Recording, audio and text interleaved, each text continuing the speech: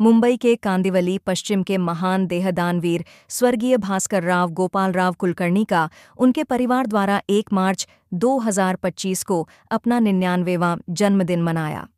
इस महान देहदानवीर का 18 फरवरी 2025 को उनका निधन हो गया था। उनके परिवार और रिश्तेदारों के द्वारा उनके पूरे जीवन यात्रा को याद किया गया। जीवन के अंतिम पड़ाव में जो देहदान करके उन्होंने परिवार को गौरववंत किया और अन्य मानवों को जीवनदान देके उन्होंने मानवता की नई मिसाल पेश की।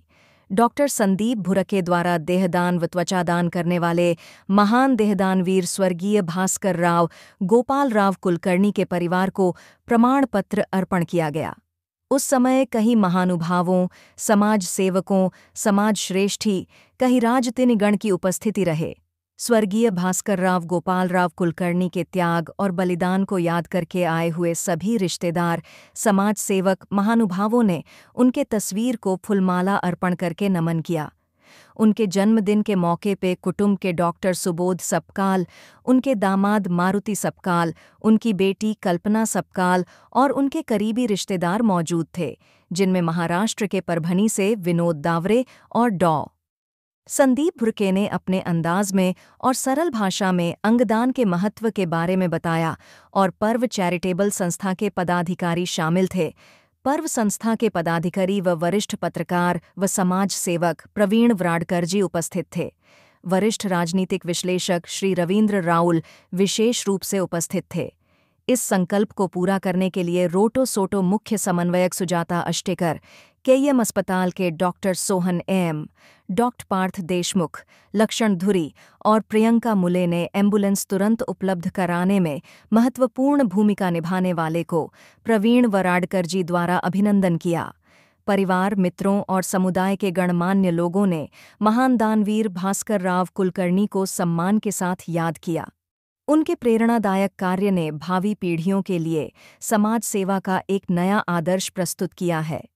मृत्यु के बाद भी सभी के दिलों में जीवंत रहेंगे महान देहदानवीर स्वर्गीय भास्करराव गोपालराव कुलकर्णी जी। डॉक्टर संदीप भुरके द्वारा देहदान व त्वचादान करने वाले महान देहदानवीर स्वर्गीय भास्करराव गोपालराव कुलकर्णी के परिवार को प्रमाण पत्र अर्पण किया गया। उस समय कई महानुभावों, समाज सेवकों, समाज श्रेष्ठी, कई राजतिनिगण की उपस्थिति रहे। स्वर्गीय भास्करराव गोपालराव कुलकर्णी के त्याग और बलिदान को याद करके आए हुए सभी रिश्तेदार, समाज सेवक, महानुभावों ने उनके तस्वीर को फूलमाला अर्पण करके नमन किया। उनके जन्मदिन के मौके पे कुटुंब के डॉक्टर सुबोध सपकाल, उनके दामाद मारुति सपकाल, उनकी बेटी कल्पना सपकाल और उनके करीबी रिश्तेदार मौजूद थे, जिनमें महाराष्ट्र के परभनी से विनोद दावरे और डॉ. संदीप भुरके ने अपने अंदाज में और सरल भाषा में अंगदान के महत्व के बारे में बताया और पर्व चैरिटेबल संस्था के पदाधिकारी शामिल थे। पर्व संस्था के पदाधिकारी व वरिष्ठ पत्रकार व समाज सेवक प्रवीण वराडकर जी उपस्थित थे। सत्य, धर्म और संघर्ष के साथ देश की बुलंद आवाज़, महाभारत न्यूज़ 9। आज हम यहाँ पे कांदिवली पूर्व में आए। यहाँ पे श्री स्वर्गीय भास्करराव गोपालराव कुलकर्णी का यहाँ पे श्रद्धांजलि का प्रोग्राम है। लेकिन ये श्रद्धांजलि नहीं, उन्होंने एक अपने मरने के बाद भी उसने बोले तो एक मृत्यु पे विजय पाई है। उन्हें अपने सारे अंगों का डोनेशन किया है, उससे कई लोगों को एक नया जीवन मिलेगा। और हमारे साथ उनके सुपुत्र है और ये डॉक्टर साहब है। मैं सर पहले आपसे बोलना चाहूँगा कि आज जो उनका श्रद्धांजलि और जन्म दिवस दोनों साथ में रखा है, उसके बारे में क्या कहना चाहेंगे आपसे? मैं तो बहुत खुश हूँ कि जो भी किया उन्होंने, थोड़ा सा इधर आइए, उनका फोटो दिखे। क्या कहना चाहेंगे आप? जो भी कुछ उन्होंने किया वो बहुत अच्छा किया और ये हमारे लिए प्रेरणा है। हाँ, और लोगों को आप कहना चाहेंगे कि और लोग भी इस तरह से आगे आए? मैं खुद करने वाला हूँ, क्योंकि समाज के लिए बहुत अच्छा एक कार्य है। मैं खुद करने वाला हूँ इसके लिए। धन्यवाद। लेकिन कैसा टाइम है जुड़ने? नहीं, ठीक है, वो ठीक है, थैंक यू। डॉक्टर सर है, सर आपका नाम बताइए और आज का जो फंक्शन हुआ, मतलब आज जो कार्यक्रम हुआ है यहाँ पे, जो इन्होंने कुलकर्णी सर ने उन्होंने जो डोनेशन किया है पूरे बॉडी का, तो उनके बारे में आप क्या कहना चाहेंगे? और लोगों को और आगे मतलब आने के लिए इस तरह का काम करें, इसके लिए आप क्या कहना चाहेंगे? संदेश? एक हमारा सोशल अवेयरनेस रहता है जी जी कि हमारे समाज में जागृति हो जाए, जन जागृति हो जाए। जी जी तो इससे हमें लोगों को अपने आप से दूसरों को मदद करने की जो प्रेरणा है उसको हम और आगे बढ़ाएं। जी जी तो हम जानते हैं कि खूनदान हो सकता है, आँखों का दान हो सकता है, जी जी त्वचा का दान हो सकता है, अंगदान हो सकता है और देहदान हो सकता है। तो इसके बारे में ZTCC जो एक संस्था है गवर्नमेंट ऑफ महाराष्ट्र की, जी जी इसके हिसाब से अगर हम पूरे महाराष्ट्र में, मुंबई में इंग्लिश, हिंदी, मराठी, गुजराती जी इन भाषाओं में अगर हम अवेयरनेस कैंपेन करें जी कि एक जन जागृति हो जाए, जी जी तो ये संदेश सारे समाज को पहुंचेगा। और जब भी कोई मृत्यु हो जाए तो हम दूसरों की मदद करने के लिए खुद से आगे आएँ और जो वेटिंग लिस्ट हैं, लोग रुके हैं आँखों के लिए, जी। किडनीज़ के लिए, तो उसका जो वेटिंग लिस्ट है वो ख़त्म हो जाए। जय हिंद। सर एक बात पूछना है सर, आपने कुछ बीच में वाडेकर साहब का नाम लिया था, उनको लोग कैसे कांटेक्ट कर सकते हैं उनके बारे में? जैसे आपसे उन किसी को कुछ काम है, जैसे हाँ। बॉडी तो डोनेशन अगर घर करना में है। मृत्यु हो जाए और जी। आपको कुछ आँखों का डोनेशन करना है या देहदान करना है जी, या जी। त्वचा दान करना है, तो ZTCC जो गवर्नमेंट ऑफ महाराष्ट्र की संस्था है, जी। जोनल ट्रांसप्लांट कोऑर्डिनेशन जी, जी। कमेटी, तो उसके जो संपर्क संख्या है वो यहाँ इस स्टैंडी पर लिखी है, जी तो वो वराडकर साहब बताएंगे। सर ने आपका उनके जो भाषण मतलब था उसमें कुछ 2 शब्द आपके बारे में ही बोला था, तो मैं ये पूछना चाहता हूँ सर, किस तरह से लोग आपके को संपर्क करना चाहें तो किस नंबर पे, और क्या क्या उनकी जो सिस्टम क्या है कि किस तरह से वो लोग हॉस्पिटल तक अपने बॉडी को लेके जाके देहदान कर सकते? बहुत सारे लोगों को मालूम नहीं है कि देहदान होने के बाद क्या करना चाहिए। इसके लिए हमने लोगों तक ग्रुप के माध्यम से, व्हाट्सएप के माध्यम से, सोशल मीडिया के माध्यम से हमने हमारा नंबर भेजा है और उनको तुरंत उस नंबर के ऊपर व्हाट्सएप में हम लोग हर जानकारी मतलब इजी तरीके से कैसे उनके तक पहुंच जाए वो की है। इसके लिए आज ये कुलकर्णी सर का देहदान हमारा सफल हुआ कि उनकी मृत्यु के पहले हम लोग उनके घर पे आए, उनकी सारी जानकारी बता दी थी और जी। मृत्यु के बाद आपको तुरंत कौन सी सावधानी बरतनी है ये बताया था। उसके लिए आज ये देहदान सफल हुआ। कोई एक नंबर आप बता सकते हैं कि लोग आपको तुरंत संपर्क कर सके, इस तरह का कुछ काम हो तो? अभी नंबर मतलब ये ZTCC से, आपका जैसे अभी आप उत्तर मुंबई में हो एग्जाम्पल, हाँ तो आपका नहीं, कोई एक उत्तर मुंबई नंबर- नहीं, महाराष्ट्र का पूरा है वो तो है, लेकिन हमारा कोई एक व्यक्तिगत ऐसा नंबर है हाँ, एक नंबर। 7738282482। इसके ऊपर भी आप संपर्क करेंगे तो ZTCC के माध्यम से आपको सारा सहयोग मिल जाएगा। ठीक नंबर परत एकदा सांगा। नंबर फिर एक बार बताता हूँ, 7738282482। धन्यवाद। धन्यवाद। हमारे साथ और एक डॉक्टर मौजूद है, हम डॉक्टर सर से पूछेंगे कि सर आज यहाँ पे ये लोग ने जो श्रद्धांजलि का प्रोग्राम आयोजित किया था वो उसके बारे में कुछ आप बताइए कि किस तरह से जो उन्होंने डोनेशन किया है बॉडी को और इससे क्या क्या लाभ और लोगों को मिलेगा वो उसके बारे में ओके पहली बात तो भारत की आबादी आपको पता है अराउंड 150 करोड़ के आसपास है जी। और लोगों को ऑर्गन्स की ज़रूरत है और लोगों को वो ऑर्गन्स मिल नहीं रहे। मतलब आप सोचिए कि इतनी बड़ी आबादी वाला देश होने के बावजूद लोगों को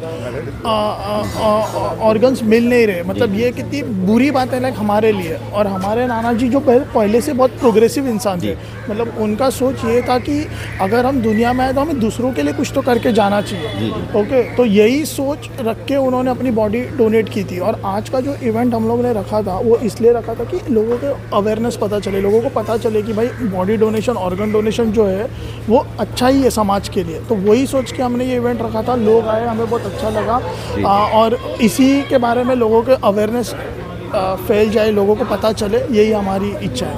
थैंक यू। मी माता जी आपका नाम बताइए। हां, मी सौ मीनाक्षी विठ्ठल भरड, जी, तळेगाव दाभाडे, हां. पुणे. हे जे आपले कुलकर्णी गुरुजी आपले काय होतं संबंध? आमचे मोठे भाऊ होते. मी भाऊ. सर्वात लहान बहीण आहे त्यांची. आणि मी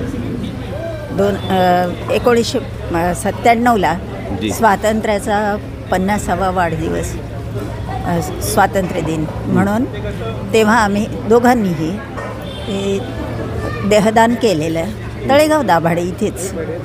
आणि नंतर बोलता बोलताना आम्ही दुसरी बहीण, त्यांचे मिस्टर, हे भाऊ आमचे, हे सगळ्यांना सांगितलं.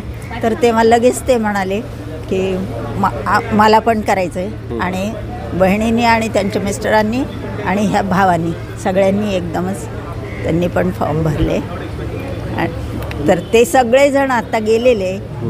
मी सर्वात लहान बहीण आहे, ते फक्त आहे. धन्यवाद.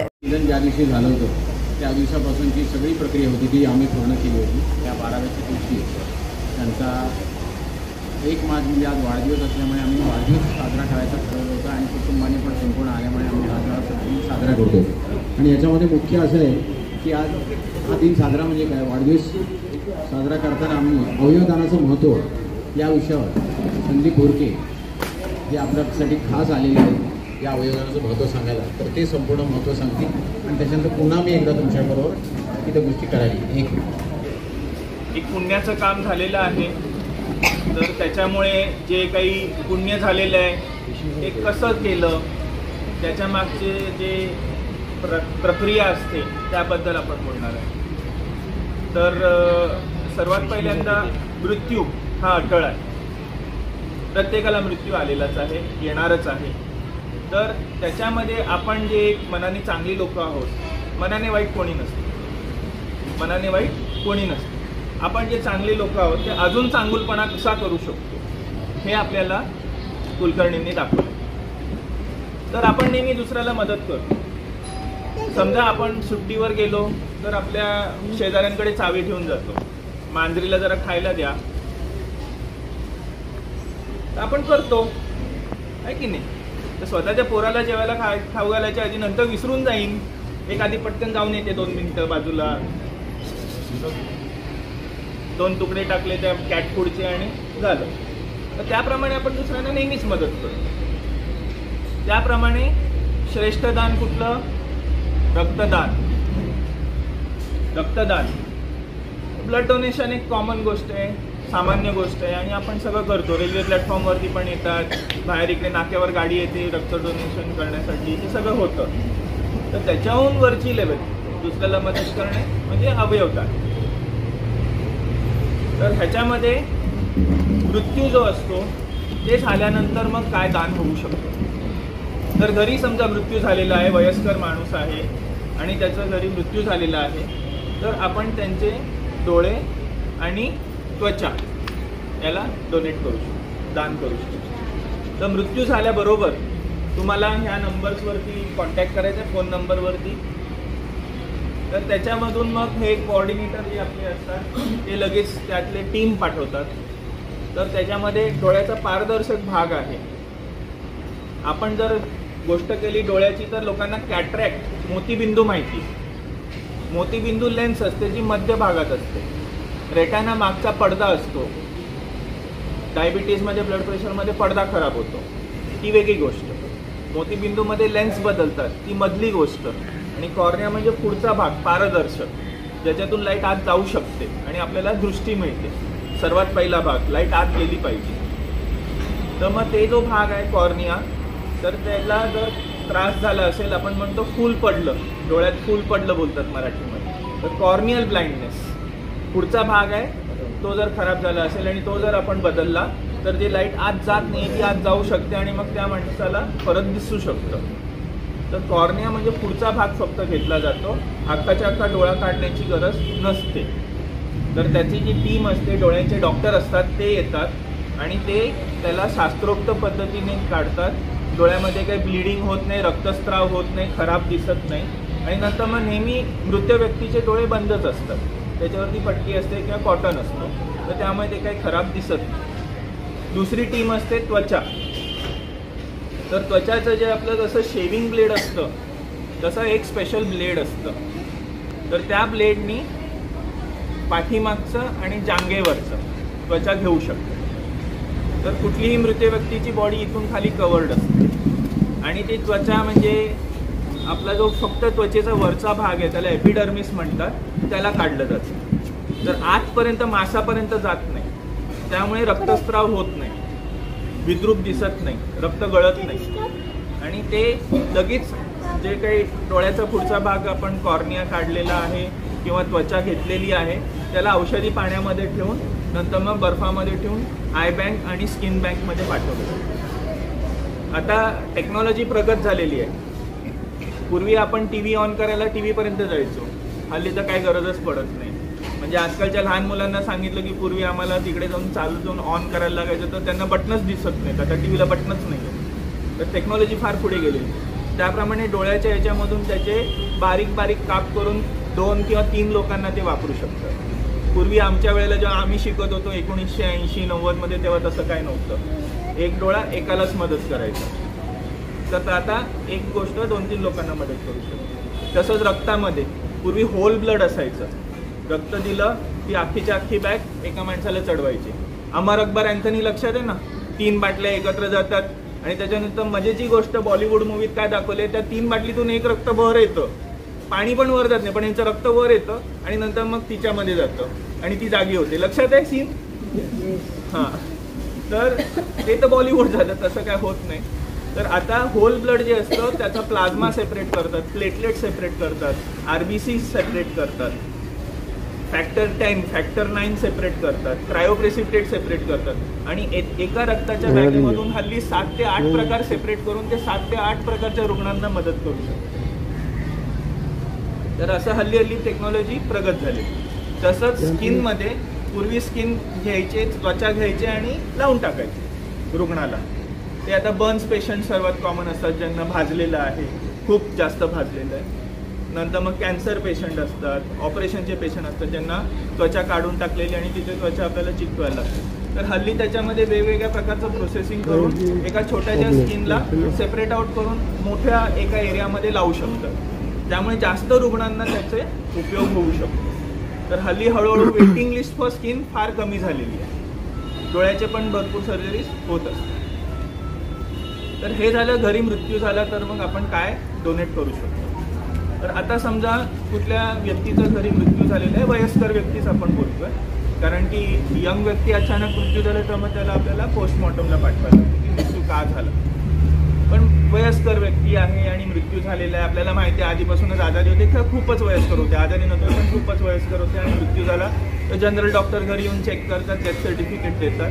तर जरा आपल्याला एक शंका आली की कदाचित मृत्यू झालेला आहे की त्याच्यानंतर आपण लगेच फॅन बंद करायचा, पंखा बंद करायचा, कारण की डोळ्याचं जे वरचा भाग आहे तो सुकून जाईल. सुकून गेला तर मग ते दुसऱ्याच्या कामी येणार नाही, निकामी होईल. तर त्या कारणास्तव आपण सर्वात पहिल्यांदा फॅन बंद करायचा. त्याच्यानंतर मग AC चालू ठेवू शकतो, AC चालू ठेवू शकतो. नंतर एक स्वच्छ रुमाल घ्यायचा, त्याला पाण्यात थोडंसं भिजवायचं, दमट बोलतो ना आपण, थोडंसं, आणि डोळ्यावर ठेवून द्यायचं.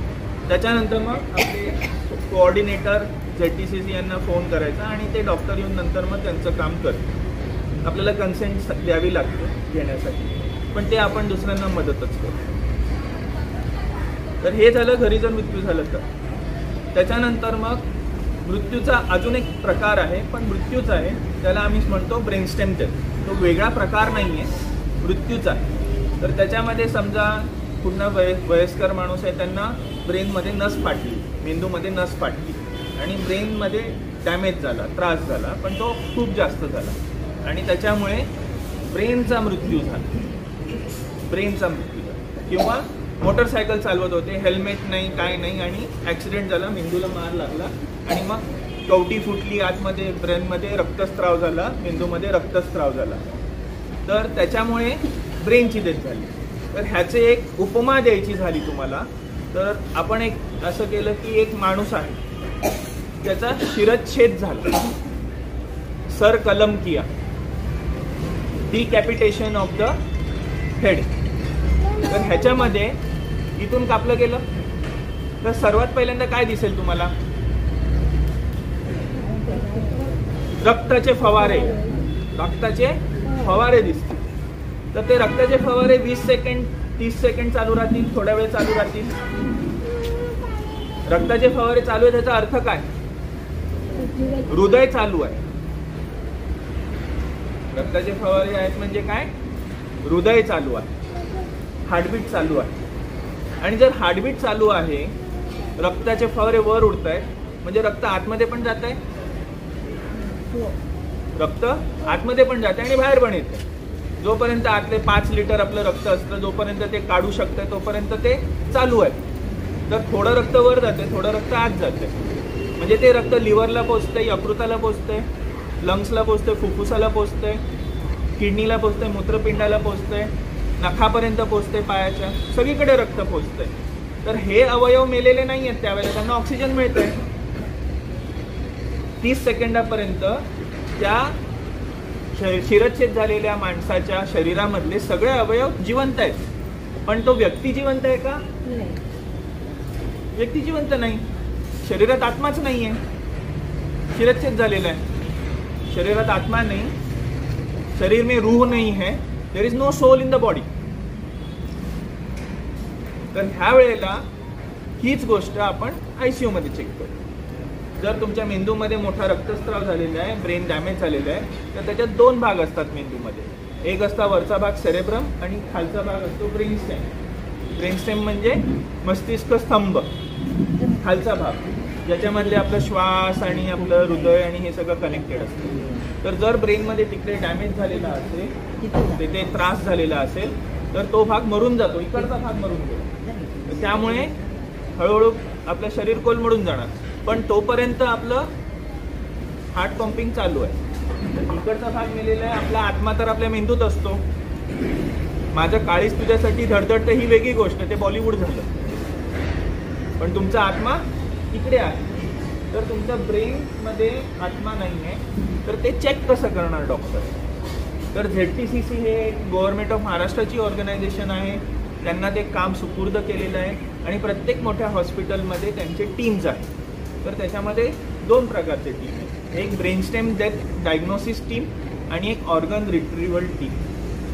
तर आता ब्रेनस्टेम डेथ डायग्नोसिस टीममध्ये ब्रेनचे डॉक्टर म्हणजे न्यूरोसर्जन, न्यूरोलॉजिस्ट, ICUचे डॉक्टर, ॲनेस्थेटिस्ट, फिजिशियन, इंटेन्सिव्हिस्ट, हे असे 5 प्रकारचे डॉक्टर असतात आणि ते गव्हर्नमेंटकडून सर्टिफाईड असतात. त्यांचं नाव लिस्टमध्ये असतं. तर ते जाऊन चेक करणं, तपासणी करणं. तपासणी करताना त्यांना लक्षात येईल की इथूनपासून ते पुढेपर्यंत जेवढे कनेक्शन्स आहेत ते सगळे बंद आहेत. तर कनेक्शन तर स्ट्राईकवर जात नाही, कनेक्शन तर सांगत नाही मला काम नाही करायचं. जर वरती खराब असेल तरच पुढे काही सिग्नल येणार नाही. तर त्याच्यावरून CT स्कॅन तर झालेलाच असतो, मेंदूमध्ये मार झालेला आहे, त्रास झालेला आहे ते कळलेलंच असतं. पण त्याचे कनेक्शन्स काम करत नाही, म्हणजे तो भाग मरून गेलेला आहे हे कळतं. तर त्याला ब्रेनस्टेम डेथ डायग्नोसिस म्हणतात. तर समजा आज रात्री 2 वाजता माझाच भाऊ आहे, त्याचा ॲक्सिडेंट झाला. त्याला आपण लगेच धावत पळत तिथूनच बाजूला, रोडच्या बाजूलाच तिथे आपल्याकडे हॉस्पिटल आहे, तिथे नेलं. डॉक्टरांनी बघितलं की पेशंट आलेला आहे ॲक्सिडेंटवाला आणि मेंदूला मार लागला. तर सर्वात पहिल्यांदा त्याला उपमा देणार, बोलणार की हा कोमा आहे, बेशुद्ध आहे. लगेच त्याला व्हेंटिलेटरवर टाकतात, श्वासाच्या मशीनवर टाकतात, कारण श्वास घेऊ शकतो. आणि त्याच्यानंतर मग बाकी सगळं सुरुवातीचे ब्लड टेस्ट वगैरे झालं, CT स्कॅन झालं की त्याच्यानंतर मग टीम येणार आणि ते चेक करणार. तर त्यांना जर कळलं की ह्याचा मेंदू मेलेला आहे, मस्तिष्क स्तंभ मृत्यू झालेला आहे, तर मग 6 तास अजून व्हेंटिलेटर चालू होतं. ब्रेनची ऑक्सिजनची कॅपॅसिटी, मेंदूचं ऑक्सिजन प्राणवायूची कॅपॅसिटी फक्त 10 सेकंड ते 20 सेकंड आहे. तरीसुद्धा आपण 6 तास त्याला ऑक्सिजन व्हेंटिलेटरने चालू करणार. ही शास्त्रोक्त प्रक्रिया आहे ॲज पर लॉ. त्याच्यानंतर मग तीच टीम परत येऊन परत एकदा तपासणी करणार की ब्रेन अजूनही मेलेलाच आहे, आमच्याकडून काही चूक झालेली नाही आहे. की आपण म्हणतो ना की मी थोडं सुन्न झालेलो नंतर मी जागा झालो, तसं नाही आहे. तर 6 तासामध्ये पण जर मेंदू परत जागा झाला नाही आहे तर मग ते खरोखरच मृत्यू आहे. आणि त्याच्यानंतर मग ब्रेनस्टेम डेथ सर्टिफिकेशन करू शकतो, म्हणजे मृत्यू सांगू शकतो की ह्यांचा मृत्यू झालेला आहे. हे सेफ्टीसाठी आहे. 6 तासामध्ये सुद्धा पूर्ववत झालेले नाही आहे, तर ते मृत्यू अटळ आहे, झालेला आहे. त्याच्यानंतर मग सर्टिफिकेट घेऊन देऊ शकतो. तर आता ह्याच्यामध्ये काही नातेवाईक म्हणतात की आम्हाला कोणाची मदत करायची नाही, आम्हाला कोणाची मदत करायची नाही. तर मग आपण व्हेंटिलेटर बंद करू शकतो. आता हार्टबीट तर चालू होती, ऑर्गन चालू होते, फक्त मेंदू मेलेला होता. तर आपण मृत व्यक्तीचे ऑर्गन्स जिवंत आहेत, त्याला जिवंत ठेवून काय उपयोग नाही, निरर्थक ऑक्सिजन जाते आणि तो ICUचा बेड आपण दुसऱ्या पेशंटला वापरू शकतो. त्यामुळे तसं सांगून आपण व्हेंटिलेटर डिस्कनेक्ट करून ते जिवंत ऑर्गन सोडून द्यायचे, कारण मृत्यू झालेले होते, ऑर्गन सोडून द्यायचे. आणि त्याच्यानंतर मग आपण ब्रेथ सर्टिफिकेट लिहून देऊन बॉडी पॅक करून त्यांना स्मशानभूमीत पाठवायचे का त्यांना ख्रिश्चन मुस्लिम आहेत तर बोरियल करायचं आहे, दफन करायचं आहे, त्याप्रमाणे पाठवू शकतो. तर जेव्हा केव्हा ब्रेनस्टेम डेथचं डायग्नोसिस होतं तेव्हा नातेवाईकांशी बोलायला डॉक्टर डायरेक्टली जात नाही. आता मी समजा कोणत्या रिलेटिव्ह बाहेर रडत बसलेले, त्यांना जाऊन सांगितलं अहो मला लिव्हर मिळेल का, तर मला चप्पल पडेल, मला चप्पल पडेल. इथे आमचा नातेवाईक आज सिरियस आहे आणि तुम्ही काय लिव्हर किडनी बोलता, कोणी पण असंच बोलेल ना. तर त्यांना हळूहळू समजवण्यासाठी आपले ZTCC कोऑर्डिनेटर असतात, तर ते सोशल वर्कर असतात, ते आधी जाऊन हळू शब्दांमध्ये सांगतात. ते एक चांगले व्यक्ती होते, ते दुसऱ्यांची मदत करत होते, कदाचित आपल्याला काही चांगली न्यूज नाही आहे, तर तुम्हाला काय वाटतं ते चांगले दुसऱ्यांना मदत करतील असेच होते ना. असं करून हळूहळू हे त्यांना ट्रेनिंग तसं दिली की त्याच्यानंतर मग आपण डोळ्यादानाच्या बद्दल बोलणार.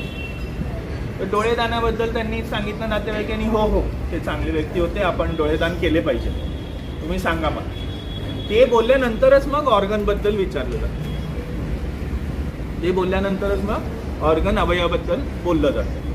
मग ऑर्गन कुठले कुठले डोनेट होऊ शकतात, आपलं फुफ्फुस, हृदय, यकृत, पॅनक्रियास, स्वादुपिंड, आतड्या, 2 किडनीज, मूत्रपिंड, नंतर बोन मॅरो, आपली ब्लडची फॅक्टरी, हिमोग्लोबिनची फॅक्टरी, रक्ताची फॅक्टरी, बोन मॅरो इथून काढली. तर अशा सगळ्या, आणि बोनचे तुकडे पण, हाडाचे तुकडे पण बोनच्या कॅन्सर पेशंटना वापरतात. तर हे असे वेगवेगळे भरपूर प्रकार आहेत. तर काही नातेवाईक सगळंच डोनेट करायसाठी हो म्हणतात, काही नातेवाईक म्हणतात मला फक्त किडनी द्यायची आणि लिव्हर द्यायची. जे काही ते सांगतील ते स्वेच्छेने जे देतील ते आपण मानून घेतो, काही त्याच्यात बोलत. तर मग त्याच्यानंतर मग आता समजा माझ्या भावाचा आज रात्री ॲक्सिडेंट झाला, तपासणी झाली, 6 तासानंतरची तपासणी झाली, आणि त्याच्यानंतर उद्या दुपारपर्यंत मला सांगितलं की ह्यांचा मृत्यू झालेला.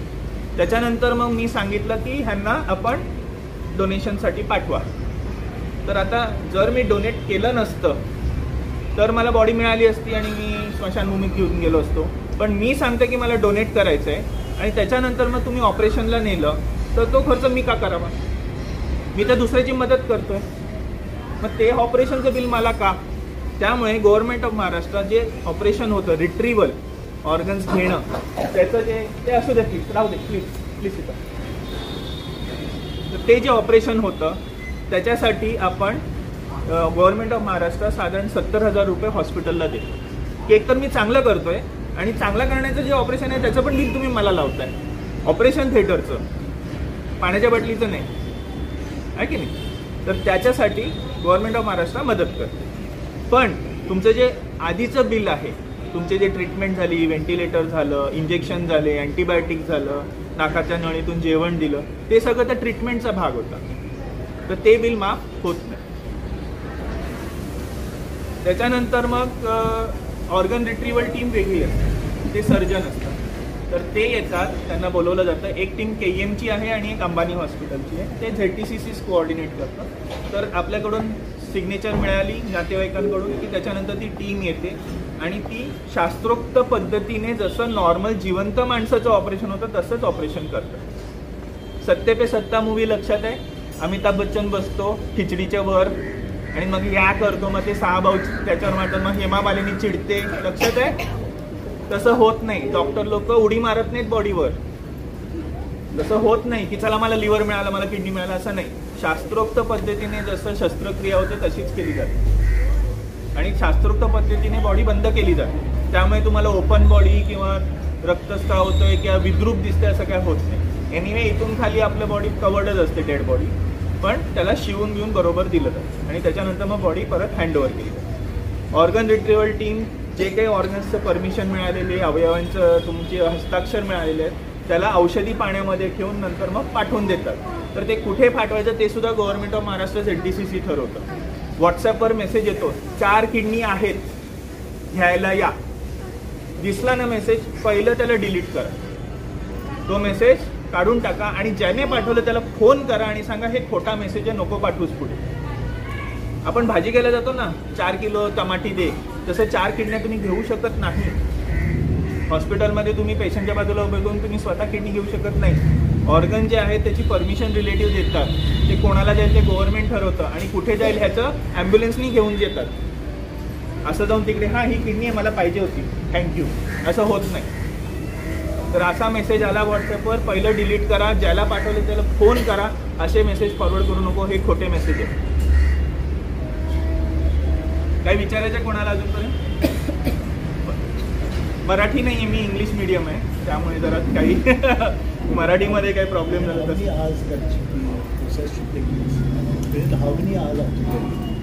युजली ब्रेन स्टेम 6 आवर्समध्ये आपण करून सेकंड चेकअप करून सांगतो. त्याच्या मग युजली कन्सेंट वगैरेला 24 तास लागतात. त्याच्यानंतर मग आपण ऑर्गन लगेच घेऊन टाकतो.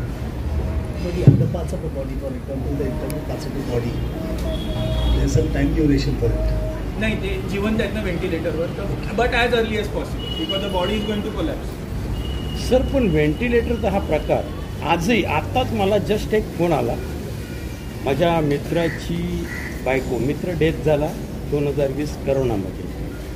हा 2रा महिना चालू आहे, व्हेंटिलेटरवरती तिला ठेवलेलं आहे. तुम्ही जे म्हणालात ना ब्रेनचा प्रॉब्लेम, ब्रेन डॅमेज झालेला आहे तिचं. हॉस्पिटलने सांगितलं आहे आत्ताच लीलावतीमधून की याच्यापुढे आमच्याकडून कुठलीही प्रक्रिया होणार नाही, तर कृपया तुम्ही ही बॉडी तुम्ही ही तुमचं जे रिलेटिव्ह आहेत त्यांना तुम्ही घेऊन जा. ते अजून चांगल्या सुस्थितीत आहेत. हॉस्पिटलचं एवढंच म्हणणं आहे की आता तुम्ही ज्या घरात राहताय त्या घरात पहिल्यांदा तिला तिची राहणीमान म्हणजे व्यवस्थित पाहिजे, संडास बाथरूम वगैरे. ती राहतात प्रभादेवीसारख्या छोट्या चाळीमध्ये ती काय व्यवस्था नाही आहे. बरं, इकडे एक प्रश्न आहे, 27 लाखाचं बिल झालेलं आहे, आलं की नाही लक्षात? आणि आताच्या स्टेजला तुम्ही सर जे बोलता ते ब्रेन स्टेम डेथ नाही आहे, कारण ते शिफ्टिंग म्हणतात, म्हणजे अजूनही ब्रेन स्टेम डेथ झालेलं नाही, ते कोमामध्ये आहे. हो, कोमा नाही बोलत आहे सर आपण इथे, आपण ब्रेन स्टेम डेथ बोलतोय. ओके, मृत्यू होणं वेगळी गोष्ट आणि ब्रेन कमी काम करणं, पण त्यांचे डोळे लवलवत आहेत, ती वेगळी गोष्ट आहे. म्हणजे पेशंट जिवंत आहे, हो, आपण इथे मृत्यू बोलतोय, ओके, वेगळी गोष्ट आहे. पण आता डॉक्टरनी सांगितलं सर ह्यांना तुम्ही घेऊन जा, ते नर्सिंग केअर घरी करायला सांगतात, छोट्या हॉस्पिटलमध्ये करायला सांगतात.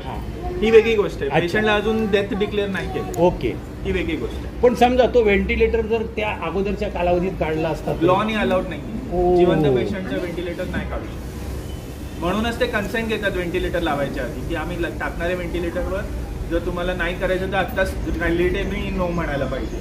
आम्ही डॉक्टर लोक नो नाही म्हणून शकतो. ओके, म्हणजे पेशंटला मध्येच सुद्धा तुम्हाला घेऊन जायला परवानगी देणार नाही hospital?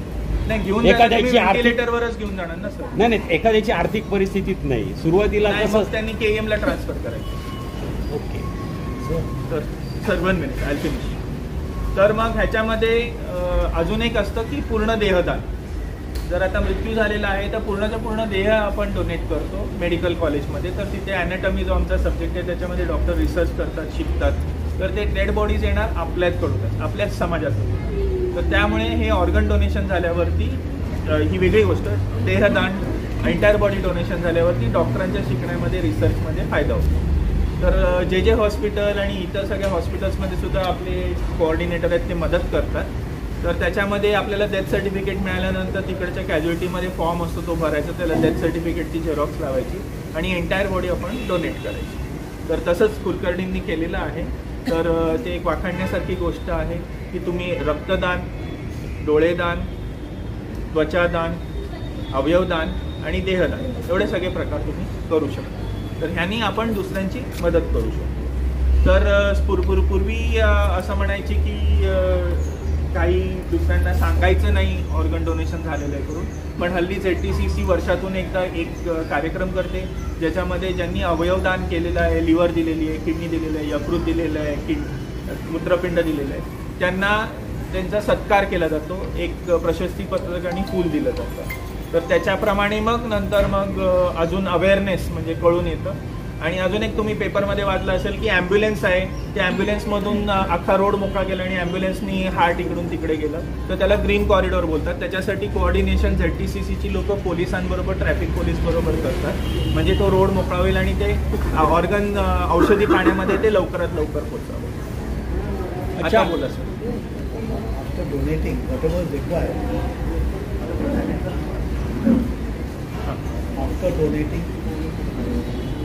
after donating whatever is required, you all take.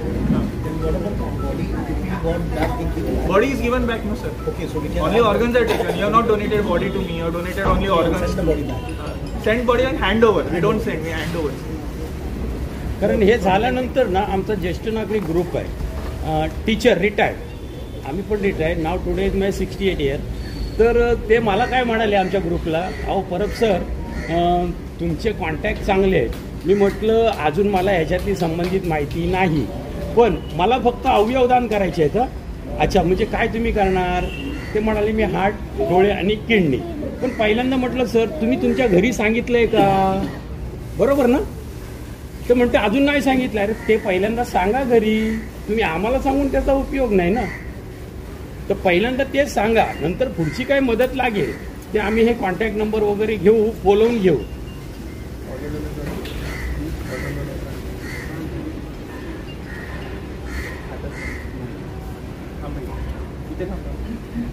म्हणजे organ donor card ZTCC distribute करतं आणि हल्ली ऑनलाईन पण झालेलं आहे. तर ऑर्गन डोनर कार्डचा तुम्ही हा फोटो काढायला आहे, हा फोटो ना, आणि तो तुमच्या ग्रुपमध्ये टाका आणि यांचं लेक्चर ठेवा. ओके. काय जवळजवळ 60 ते 100 लोक असतात. ओके, विरार. व्हेरी गुड, ठीक, धन्यवाद.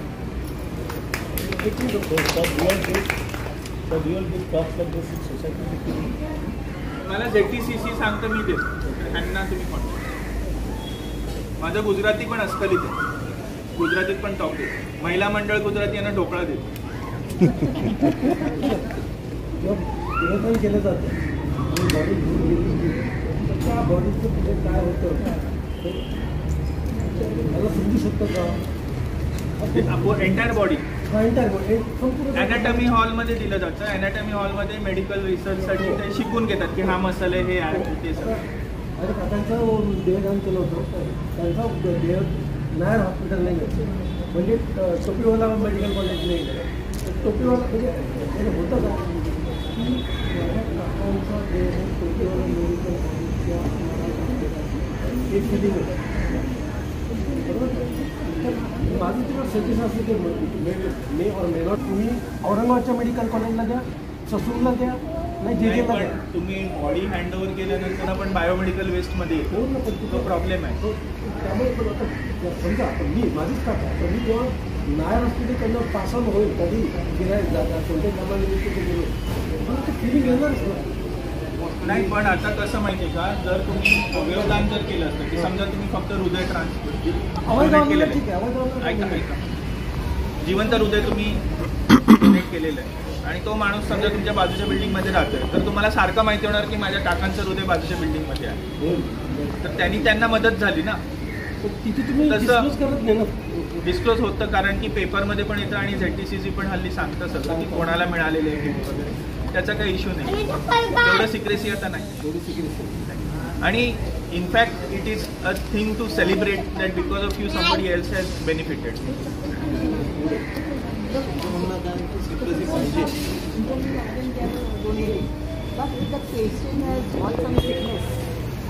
हां, ते सर्वात पहिली गोष्ट की तुम्ही डोनेट करायला रिलेटिव्हनी सिग्नेचर दिलेली आहे, पण ते बॉडीमधले ऑर्गन्स शाबूत आहेत का हे तर पहिलं डॉक्टर बघणार, मगच तुमच्याशी बोलणार. की समजा कुठल्या तरी नातेवाईकाने सांगितलं मला सगळं डोनेट करायचं आहे, पण त्यांची समजा लंगमध्ये आस्थमा आणि इन्फेक्शन होतं, तर मग ते लंग डोनेट नाही होऊ शकत, तर डॉक्टर तुम्हाला सांगतील सॉरी हे नाही होणार पण हे होऊ शकतं.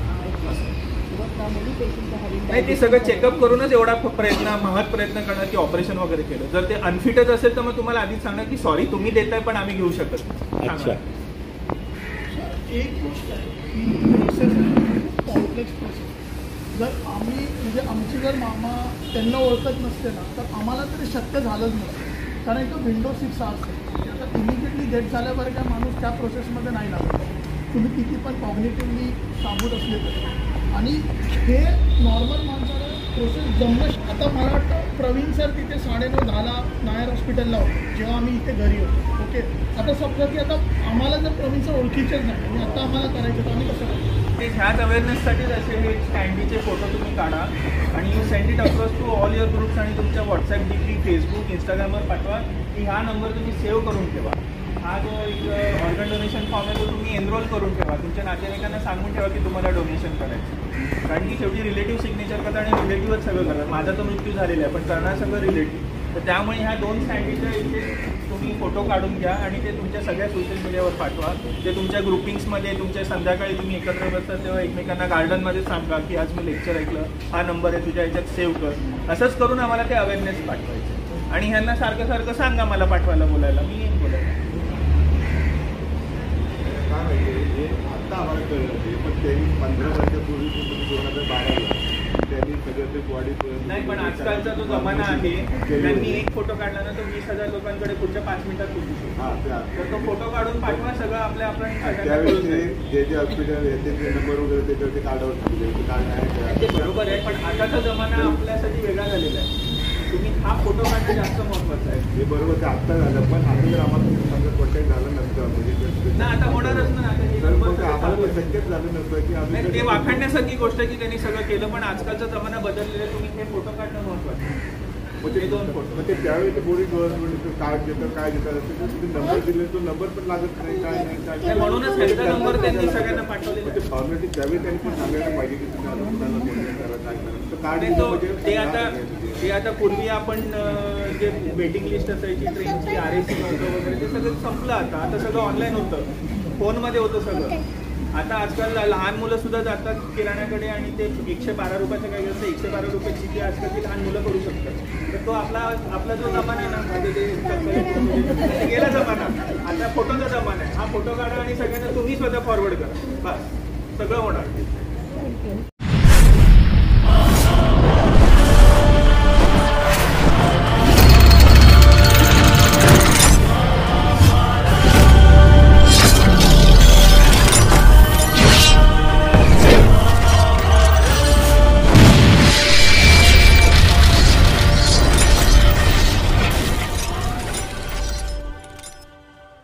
अगर आप ये वीडियो YouTube पर देख रहे हैं तो हमारे चैनल को सब्सक्राइब करें और बेल आइकन को दबाना ना भूलें. अगर आप Facebook पर ये वीडियो देख रहे हैं तो हमारे पेज को लाइक करें.